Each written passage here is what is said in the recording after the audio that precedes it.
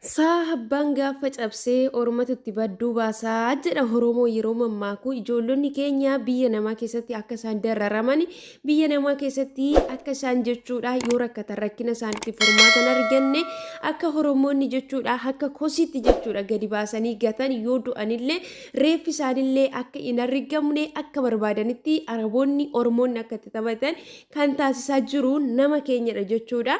Ashamaa harka fuunee hordoftoonni kennaa jaalalaa akkam jirtu nagaa keessanii an nagaadha sinin jedha rabbiin galannaa ta'u isinis lafa jirtanitti nagaa guutuu qabaadhaadha rabbi nagaa guutuudhaan inni biyyaa sin baase biyya keenyatti hunduma keenya nagaan nu agalchu sinin jira akkasuma immoo hojii ramadaanatti biizii taatanii kan jirtanii jajjabaadha waaqayyo isinaa jabeessu humna siniif haa ta'u nyaata keessan garuu adaraa seeraan nyaadha sinin jechuu nan barbaada amantoonni musliimaa immoo baga ramadaana keessaniin isin ga'ee soomin keessa soomii gaarii siniif haa ta'u sinin jira hundumti keessaniyyuu jabaadhaa isinin jedha hordoftoota koo har'a jechuudha waa'ee dhimmoota jechuudha shamarran biyya arabaa keessatti dararamaa jiran dubbachuurra ittiin dhufee jira jechuudha. Maaliif ijoolleen keenya akka miidhama gurguddaa miidhaman kan taasisaati jiru biiroo Itoophiyaa biyyoota adda addaa biyyoota Arabaa keessatti kan argamanidha jechuudha. Nuti ijoollee jechuudha biyya keenya keessattis kabaja hin qabnu biyya namaa keessattis mirgiif dirqamni keenya eegamee to'ii jiraachatii hin jiru jechuudha. Mirgi keenya sarbamaa jira jechuudha. Biyya keenyarraa kan baanee fi hojjannee of jijjiirraa rakkina mo'anna jennee biyya keenya irraa baanee jechuudha lubbuun keenya iyyuu jechuudha iddoo itti baatu iyyuu jechuudha rakkinoota garagaraati jechuudha kan ijoollee keenya irra ga'ati jiru kiroroorsillee jechuudha yeroo isaanii madaamini itti naxxee ijoolleen keenya qaama isaaniitti yeroo isaan quncaanii yeroo isaan mammadaan ijoolleen keenya kana jechuudha gurra namaatti wanta hin tolle jechuudha dhugaa waaqayyoo biirootti yeroo ijoolleen bilbilatanii yoo duute du'i reeffa kee gara biyyaatti ergina yeroo itti jedhantu jira jechuudha biiroon Itoophiyaa keessa. Isa dhugumaan siniin jechaa jira. Yoon du'e maal goota reeffa koo nagashuu feena du'a kee reeffa kee saaxinii keessa kaa'ee si gashanaan jette afaan Oromoon natti haasofte jechuudha biiroorraa. Du'iitii gaafaati duute reeffa kee biyyatti si gashuu hin dadhabnu naan jette. Maal jechuudha ani biyyatti nagashii barbaadu hin jedhin bakka. Ani biyya kudhanidha mana yaalaa dhigeessu didan mana yaalaa dhigeessiyyuu hin danda'u bakka dandeen hojjedhu. Na bakka du'iitii na duute reeffa kee Itoophiyaattis gashanaan jette. Posottiin dawal maal fiddaate. Argitanii ijoolleen keenya yeroo bilbilatanii na dhukkubaa hojjechuutii hin danda'u gaafa jetteen du'aa keen gara biyyaatti si galchaa jedhuun jechuudha. Yeroo isaan jechuudha Araboonni biirootti bilbilatanii jechuudha yeroo biirootti geessanii Araboonni ijoollee keenya maal godhu warri kan Itoophiyaa jechuudha biiroon Itoophiyaa ishiin afaan Oromoo dubbattu ishiin Amaara dubbattu jechuudha kan Oromoodhaafis haa ta'u Amaaraafis haa ta'u lammii Itoophiyaa ta'e kamiif dhaabachaa kan jirtu maal gooti Araboota yookiis immoo warri isaan hojjisiifatu sana fuulduratti maal gochuu dhufte kan dhufteef hojiidha jetteeti fuutee isaanuma fuulduratti jim gootee dhiitichaadhaan kaballaadhaan jechuudha hanxaaxa'u jechuudha. Isaan immoo jarri immoo jechuudha nutiyyuu ofii keenya ofiin naanu inni nuuf dhaabate iyyuu nuuf hin dubbatu inni iyyuu nutti deebi'ee nu reeba waan ta'eef kabajni keenya ammuma sana gadi deebi'e jechuudha achumatti fuudhanii dabadabanii achumatti deebisu jechuudha ijoolleen maal keessa akka jiran maaltu akka isaanitti irrate maaliif akka isaani jechuudha.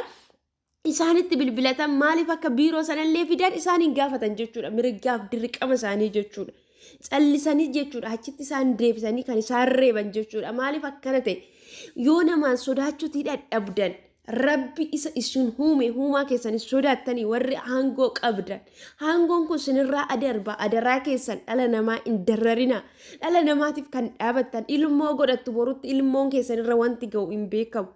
Adaraa keessa warri aangoo harka qabne jettanii dhala hiyyeessaa ishii ofii ishii jijjiiruudhaaf ishii maatii ishii jijjiiruudhaaf ishii obbolaa dhukkubsataa jechuudha mana keessatti gattee biraa baate akka hin dararre jechuudha. Mucayyoon kun amma mucayyoon ishiin takkittiin ishiin booda kanarra viidiyoo ishee walii gadi deemu maraattee fayyaa hin qabdu rakkina jira jettee madaamii yeroo ishii viidiyoo waraabdu ani maraannee garuu hojjechuuti hin barbaadu jettee rakkina jira innan rakkina baay'eetu jira so much problem jettiin jechuudha mucayyoon rakkina baay'een qaba rakkinatu jira jettiin deemi hojjedhu jettiin sana booddee sin galcha yeroo ishiin jettuun na galchi rakkoon hin jiru jettiin jechuudha mucayyoon hojjechuuti hin barbaadu jettiin mucayyoo qooqni ishii walitti laxxafame jechuudha nyaanni illee hanqina nyaatallee akka qabdu hin beekamti jechuudha. Ofii isaaniitti jechuudha namatti iyyanii jechuudha haraboonni sammuu si keessaa fudhaniiti booddeerra ati sammuu hin qabdu siin jedhu jechuudha. Isaan kan isaan ittiin jiraatanii qorichaani jechuudha kiniinii nyaataniiti kan isaan jiraatanii.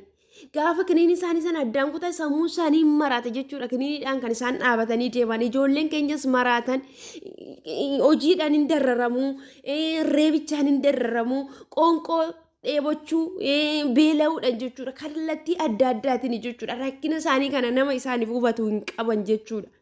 Birootti yoo bilbilatanii biroon gaafa deemanii birrii isaanii irra nyaatanii mootummaan jechuudha biyya namaatti as erga jechuudha garuu biroon quba hin qabu ijoollee keenya jechuudha.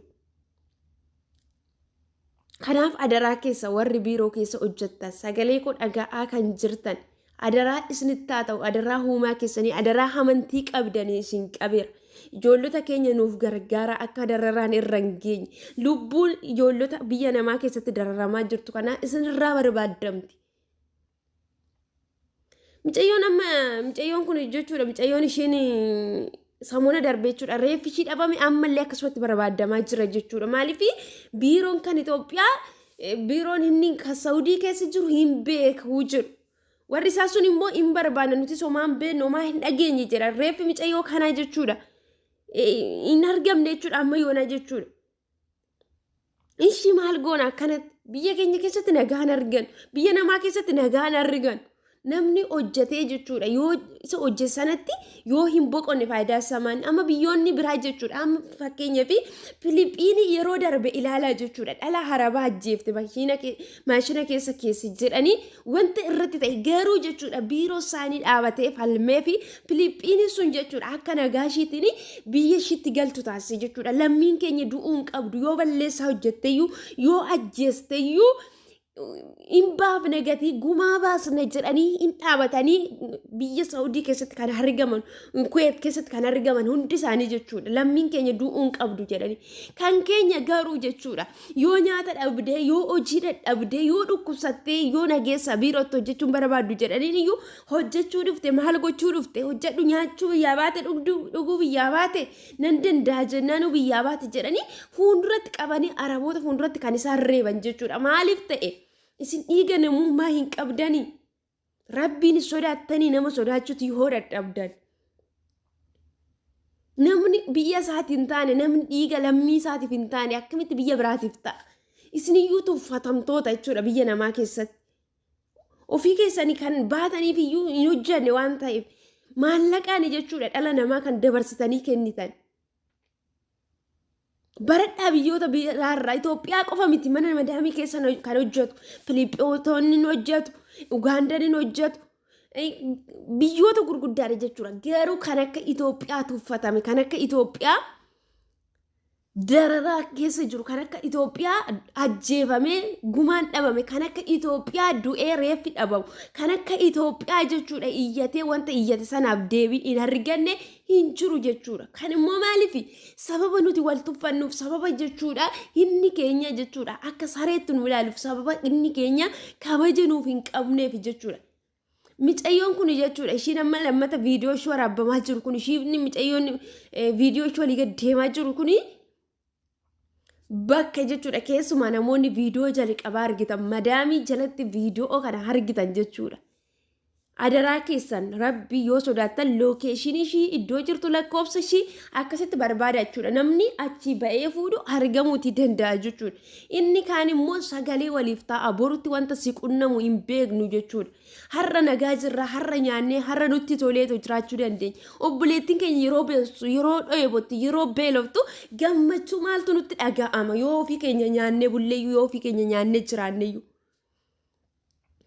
rabbiin warra du'ee reeffi isaanii dhokate yookiis immoo warra badee fi haa barbaadu. Micayyoo kanas immoo rakkina ishiin jirtu keessaa rabbii furmaata ishiidhaaf haa kennu. Keessattuu jechuudha. Maatiin jechuudha. Maatiin Itoophiyaa jirtan karaa micayyoon kun biiroo ishiin irraan deemte barbaadatoo furmaata akka argamu godhaadha. Namoonni immoo jechuudha obboloonni keessan ganaa biyyaa ba'uuf jiranis biiroo isaanii yookiis immoo nama irraan deeman sana lakkoofsa isaanii seeraan akka qabatan taasisaa ishiniin jedha. Turtii gaarii qabaadhaa ishiniin jedha. Viidiyoo kana sheer godhaatoo sagalee ta'a.